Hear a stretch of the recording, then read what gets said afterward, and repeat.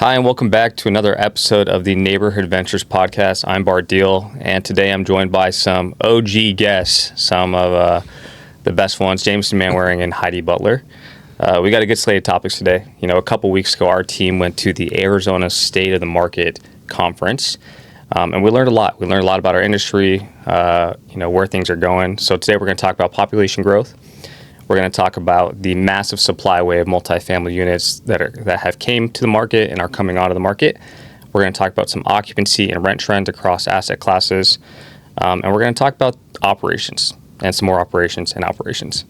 Yeah, lots going on. Yeah. And it's kind of the beginning of the conference season before the holiday season, and then there's a bunch of conferences the first of the year. But we also had people on our team at Zillow Rentals National Conference in Austin last week, and then the week before that is Appfolio's conference in San Diego, and that is the property management software.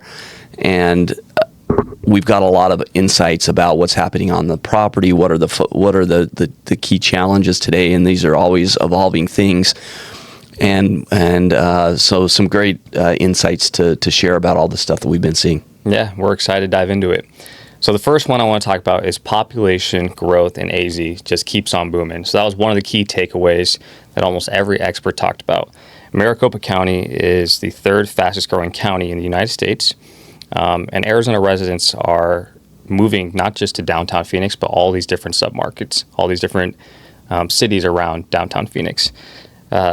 I'll just, tee it up real easy for you guys. What's driving all this growth? Why are people moving to Arizona? There's many factors. We have a great ecosystem of job opportunities here that are not just tech heavy, but are more broad-based with industrial, with government, with medical, and that's one of the strengths of Phoenix is we have a very diverse workforce. We definitely are seeing a ton of growth in North Phoenix associated with the big HSMC plant and all the related contractors and companies that are there. We also just have a very business-friendly environment. Mm-hmm. So as different companies are expanding, they're looking at their other options. We continue to just get a lot of announcements of folks moving here, larger companies, smaller, mid-size. Yeah. So that continues to drive it. And then we're, sitting in here in October with bright, beautiful sky. Yeah. And obviously that's always a driver. But the one thing that I noted with some of the big operators that I talked with at the Zillow's Rentals conference is that, Phoenix, we've had 3 years now where we've had a lot of new construction come out of the ground, and mm-hmm. we've been able to absorb it pretty well. We still have some challenges, but they're not near the challenges of some of the markets that don't have the growth that we do. And they had a lot of new construction in those markets and as well, but they don't have the demand that we have.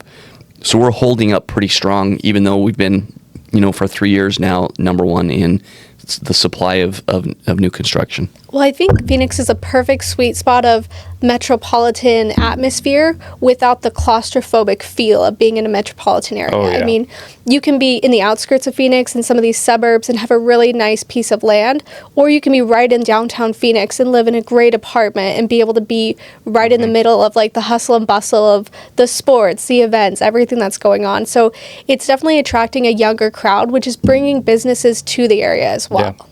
Yeah, Connor Devereaux on Jamison's other podcast, Kiss My Assets, actually said Phoenix, the best way to describe it is like Phoenix is a city, and you have all these cities feeding into one city. Yeah. So eventually they're just all coming into one, which I thought was cool and a unique way to describe what Phoenix is.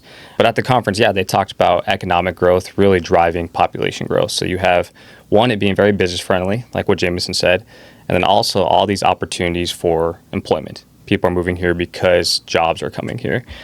Two other things I noted from the conference was affordability is still better than coastal states. So people from coastal states that may not have the best business-friendly policies are moving to Phoenix, moving to Phoenix metro area. And then another one is retirees. Retirees are still moving to Phoenix because, to Jamison's point, I'm wearing long sleeves, but it's also 80 degrees outside, which is cold for us. Yeah, you're from Arizona. You can tell because you're wearing long sleeves, and it feels like summer to most of us. Yeah.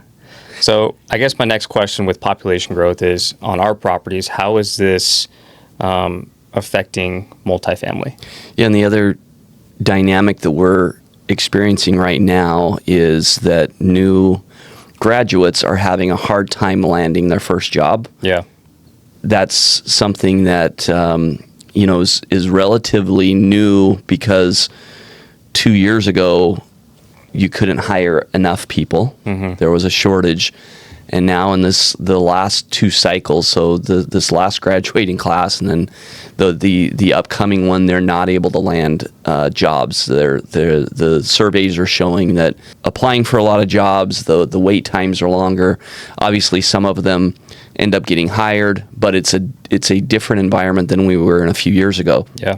And those coastal cities, the big cities that have high rent apartments. That needs to be matched with a job and a career that has a high-end income. Mm-hmm. And if those opportunities aren't there, then you look at a market like Phoenix that is much more affordable. We're somewhere around $1,500 a month for average rent, and compared to these coastal cities, that's half or 2/3 of what you're going to pay there. And there are job opportunities here. Mm-hmm. And that's a big driver of lease up and of occupancy is people moving, people going to a job. And right now in the third quarter, a lot of the data is showing that that regular trend and that regular migration and movement is pretty slow because there's a slowdown in hiring in general. Yeah. Where we don't have to have in Phoenix that big push at kind of the high end of jobs out of college that are really high paying because it is more affordable. So that is part of why I like the diverse ecosystem in general that we have here. Yeah. And on the same note, the other part about Phoenix is we retain people as well. You've got the influx of new people, but we're really not seeing a big exit of people. Mm-hmm. We do see people wanting to try different apartments, try different housing, move to different areas based on where their job is, but we're not losing a lot of our current residents. Yeah, that's a great point to make. Yeah, so while we're still on this topic of all these people moving to Phoenix, I want to talk about the massive supply wave of new units coming on the market and when we expect that to die off. So obviously the supply wave is still heavy. A lot of folks thought that supply was going to completely drop off and be done in 2025, but it looks like that's extending a little bit. Because of this, most new builds are offering up to 8 weeks of free rent on average, so 8 weeks of concessions. Industry experts at this conference thought concessions would have burned off by now, but they just haven't. So with new deliveries still offering concessions like 8 weeks of free rent, when do we see this oversupply pressure easing? That's the magic question that's impossible to answer for sure, but let's just talk about it. So we had a lot of new supply. We're oversupplied, at least in the short term. Generally, Phoenix was getting about 12,000 new units a year, and that was absorbed pretty healthily. There's a good parity there with the demand that we had. And now we've had 3 years of 20,000. It looks like this year it might end up being 25,000 new units that are delivered. We saw those in the pipeline, but thought that many of those would be delivered earlier. And then as we continue to see the new deliveries come out, there is continue to be oversupply. Since this has been going on and then we're talking a few years now, mm-hmm. The concessions for a lease-up property, they want to maintain their rents. They don't want to bring the rents down. So how they balance that is they increase the concession to incentivize somebody to move into the building and to lease up. Lease up a 300-unit building in a 12-month time frame. And so they've been offering 2 months concession for a while now, so that's not new. But it does definitely have an impact across the board. Yeah. People moving into those units because they're getting that better, take 2 months basically free rent, and you're only paying 10 months rent for 12 months. Yeah. And what it's looking like is, and this is from the experts who really dig into the trends, and not just in our market, but nationally, and how demand will stay over the next period of time in Phoenix. But what it's looking like, at least in our market, is that there's going to be a bit of a lag in the when all this new construction is over. Yeah. So 2026 is when now it looks like things should stabilize, and some of these concessions will kind of go away, but there's still a lot of supply to absorb right now. So we're not there yet. We're not there today. We when you look out things over like the next year, we're hoping that over the next year, whether that be in the spring or the summer, we're kind of back into all this new supply has kind of occurred, and now the market just needs to absorb it. Yeah. And then you'll have a period of time where the market needs to go absorb the new supply and get back to kind of a parity. Mm-hmm. And that's what 2026 looks like today. And in the data that we look at, we pull it in, listen to different sources. That's where I'm at today. Is 2026 is kind of where the market kind of gets this equilibrium, and then as we get to 2027, I think we will start being able to see rent growth. Yeah, and that would put us at almost 4 years in Phoenix with no rent growth across the board. Wow. Yeah. So there is some pent-up rent growth. Wages have gone up. So folks have a lot less of their income that's going to rent into housing today than they did a few years ago. And there is a lot of room to raise for rents to move. It's way more costly, about 50% more costly to buy a home than to rent. Mm-hmm. So there's definitely room for rent growth. So as a multifamily owner and investor, that's the opportunity. And right now, what you need to ensure you're doing as an operator is that you have great operations, you maintain occupancy, you try to maintain rents and keep those concessions as low as you can. Yeah. And then as we get to 2027, now the new saying in our industry is it will be heaven in 27. Wow. It was survive till 25. Now it's things will be fixed in 26 and will be heaven in 27. So I love that. we are still waiting for that to occur. It hasn't occurred, and Phoenix is in its third year with the most supply of any of the major markets in the U.S. So rents have been flat. A big takeaway from this, because of all the supply, rents have been flat for the past 2 years. One of the operators there said they were looking at other deals, and other deal makers were underwriting deals with 5 to 8% rent growth. But realistically, it should be around flat for the next year. Yeah, 2% and 5%. There's no markets that are having 5 to 8% rent growth in the U.S. right now. Now, as you look out, that's also very aggressive to assume you're going to get 5 to 8% rent growth, especially in markets that are not high growth. Yeah. But the markets kind of in the Northeast, they have been a bit more stable because they haven't had all of the supply.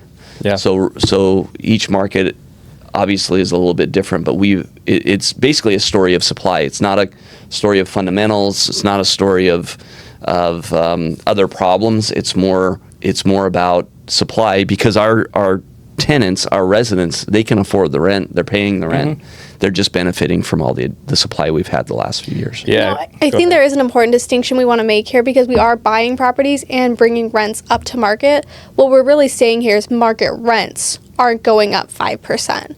But there are undervalued units that need to come up to the market rent, but we're just not seeing the growth from market rent at 5%. Yeah, if you're buying an asset distressed and the previous owner lease up all the units 20 to 30% below their market value, of course, you have room to grow. I think that's scenarios where you might see 5%, 8% in the underwriting, but for new deals, it's hard to think that it might grow that much. No, that's a good point. In the way that the new build lease up occurs is they keep the rent high and they're just giving a concession.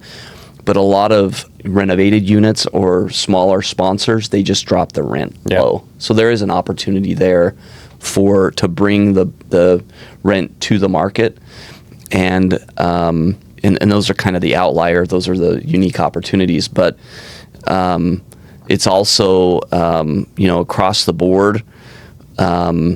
There's a difference between our stabilized properties. Those right now in Phoenix are 92% occupied. The lease up properties, new build, and other properties are going through some sort of lease up or repositioning. Yeah, it's much lower than that from an occupancy standpoint. And I have some data on that. So one of the data points I wanted to reference was occupancy of new deliveries in Phoenix Metro is only on average 77%. So all these new deliveries are only 77% occupied. Across the board, average rents are down about $55 per unit. So that's not just new builds. That's Class B, that's Class C. But a key thing here, Heidi, you mentioned this earlier, renewal rates across the board are high at 55%. So it's 1 in every 2 tenants is going to end up renewing. People just don't want to move. It's an issue, and also you're probably locked in at a pretty good rent rate, so you're going to stay where you're at. Most of our assets are Class B. Are we facing any similar occupancy issues? What does rent growth look like for us? Yeah, and that with all of the challenges that we're facing, one of the big strengths is that people are renewing. Renewals are strong. People want to stay where they're at, and as an operator, you have to take advantage of that. Yeah. So no, our buildings that are stabilized are at the market occupancy, anywhere between 90-95% occupancy. Yeah. And then our buildings that are in lease up are hitting their targets to lease up, and we have a benefit because we're not held to the same standard as of a new building that says, okay, these 2 bedrooms, they have to be leased at $2,600 a month, brand new 2 bedrooms. Do whatever you want to do on the concession, but it has to be a $2,600 a month rent. With our Class B, a building that was C that was renovated goes to Class B. The rents are more affordable, and you have a larger pool. Yeah. And one example of that is our Maryland project that it's a 1960s building, but a really cool building, centrally located.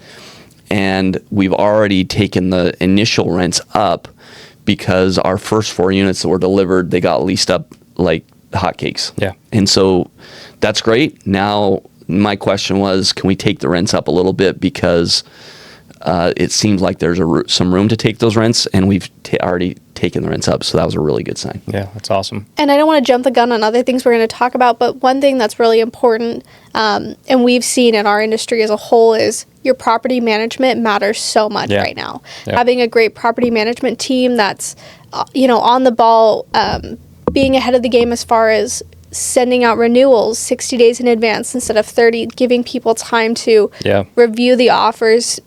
People want to stay. If you're offering a good product, people don't want the inconvenience of moving. It's such a hassle. They want to stay. So great property management, great maintenance teams make a huge difference in what they're going to want to do. Yeah, absolutely. So basically, to sum that up, so most Class B and Class C aren't facing occupancy issues like Class A apartments. Where there might be issues with Class B and Class C is tenant issues, so tenant challenges, and delinquency issues. So with that comes down to having a strong property management team, to Heidi's point. So one of the takeaways from this State of the Market conference was it is critical now more than ever to have strong management teams in place. And I laughed because one of the operators who has like 7,000 units in the Phoenix metro area, his big takeaway is now is the time to bring property management in-house. He's like, you have to pay for more quality PMs because there's a massive industry gap here.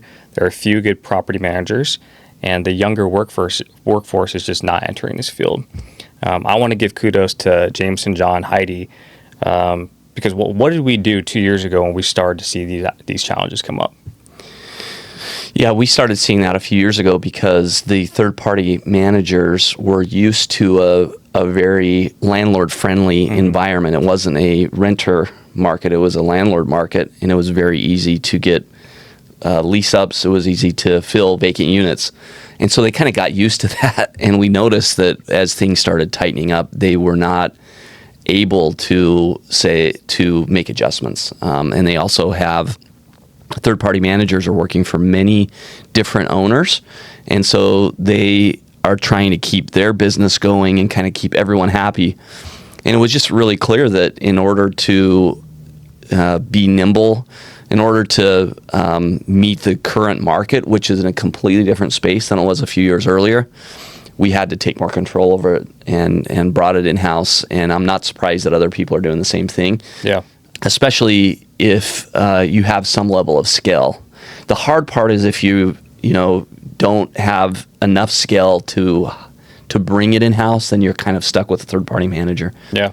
This guy that has 7,000 units, he could definitely bring that in-house, and I'm sure they already have. But we had to get it to a level of scale where we could do that, and the results were immediate.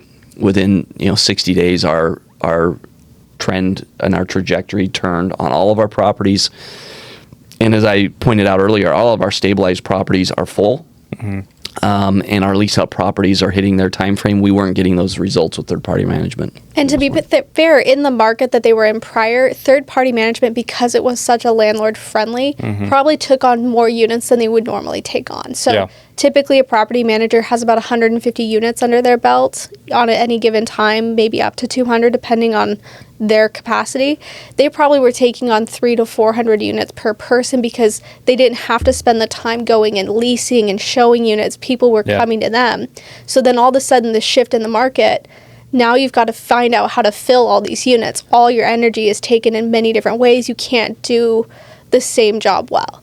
So, and Jamison has always said this, and it's always kind of, we laugh about it, but nobody cares for your baby the way you do. Yeah. And where we bring it in-house, we give it the attention and time that it deserves because it matters to us. It's our property. So it's just a different feel when you own it. Yeah, it's our property, and also it's our tenants. We want them to renew. We want them to stay at the property and love their home. And if they've outgrown the property, we want them to move to another venture residence's property. We see that all the time. Where folks who want to move to Flagstaff, they go move to our Flagstaff properties. I think one of the coolest stories I've heard from one of our property managers recently has to do with Venture on 52nd. So we're in the process of doing some renovations, raising rents to market rates at that property. And one of the tenants said, hey, I can go next door and get concessions and get way cheaper rent. It's a very similar asset. I'm just going to move there. So they moved out, and then a few weeks they came back and said, hey, the operations there are not good. There's no communication with property management. I'm going to move back into Venture on 52nd. Those are the little wins. If you do that over and over again, are big things in the future. Operations just matter. And it is a kind of a difficult part of the business because it's kind of one of those things when you have a third-party manager, it's this false sense of security that they're going to collect all the rent, that they're going to handle all the maintenance requests. And then you drive by the building and do a tour as an owner. You haven't seen it for a few weeks. And you're like, what's going on? Why is the grass, yellow? Why is there garbage blowing around? Yeah.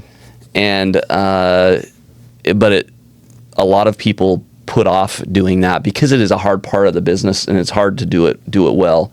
So we made a significant investment of time, and it's an ongoing part of the business that is not easy, but it's something we're committed to.